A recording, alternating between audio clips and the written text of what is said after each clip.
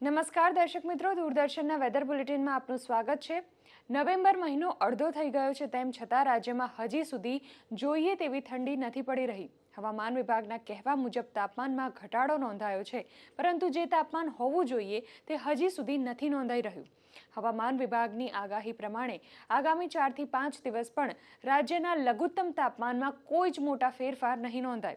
17 degree તાપમાન સાથે અમરેલી રાજ્યમાં સૌથી ઠંડુ શહેર રહ્યું છે। ઉપરાંત મહુવા અને નલિયામાં પણ 17 ડિગ્રી લઘુત્તમ તાપમાન નોંધાયું છે। અમદાવાદમાં લઘુત્તમ તાપમાન 19.19 ડિગ્રી સેલ્સિયસ નોંધાયું છે, જે સામાન્ય કરતાં 2.2 ડિગ્રી વધુ છે।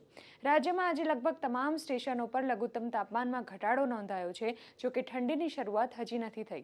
હવામાન વિભાગના કહેવા પ્રમાણે હાલ રાજ્યમાં પવનની દિશા પૂર્વથી દક્ષિણ પૂર્વની છે।